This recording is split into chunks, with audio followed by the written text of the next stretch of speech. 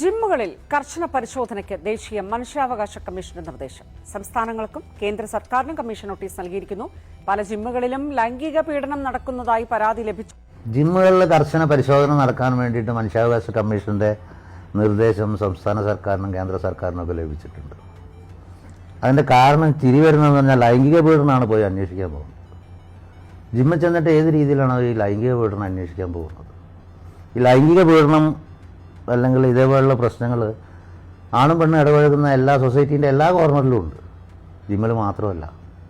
ഇത് നേരിടുന്ന ആളുകൾ പുറത്തേക്ക് വന്ന് പറയാൻ, അത് പരാതിപ്പെടാനുള്ള ആർജവം കാണിക്കുക എന്നുള്ളതാണ് ഏറ്റവും വലിയ കാര്യം.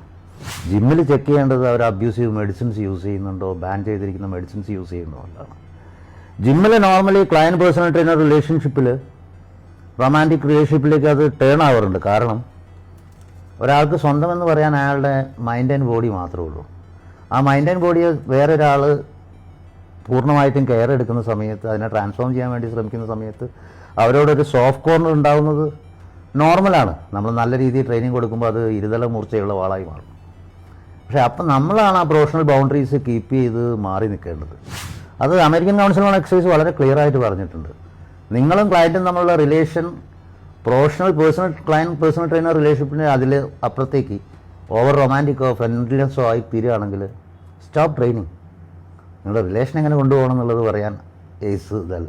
പക്ഷെ അവർ പറയുന്നത് ട്രെയിനിങ് സ്റ്റോപ്പ് ചെയ്തേക്കാം. കാരണം പിന്നീട് ആ ട്രെയിനിങ്ങിന് അതിൻ്റെ എഫക്റ്റീവ്നെസ് ഉണ്ടാവില്ല. ഈവൻ നിങ്ങളുടെ ഒരു ക്ലോസ് റിലേറ്റീവിനെ ട്രെയിൻ ചെയ്യാൻ നോക്കിക്കഴിഞ്ഞാൽ നിങ്ങൾക്കത് മനസ്സിലാവും. ട്രെയിനിങ്ങിൻ്റെ എഫക്റ്റീവ്നെസ് വരണമെന്നുണ്ടെങ്കിൽ അവിടെ ക്ലയൻറ്റ് പേഴ്സണൽ ട്രെയിനർ റിലേഷൻഷിപ്പ് തന്നെ വേണം. റൊമാൻറ്റിക് റിലേഷൻഷിപ്പ് പറ്റില്ല. പിന്നെ എല്ലാ ഏരിയാസിലും ക്രിമിനൽസ് കയറി വരുന്നതുകൊണ്ടാണ് ഈ പ്രശ്നങ്ങൾ. അല്ലാതെ അതിനെ എല്ലാ ജിമ്മുകളിലും ലൈംഗിക പീഡനമാണ് നടക്കുന്നത്, അത് ചെക്ക് ചെയ്യണം എന്നൊക്കെ പറയുന്നത് വിഡ്ഢിത്തരാം.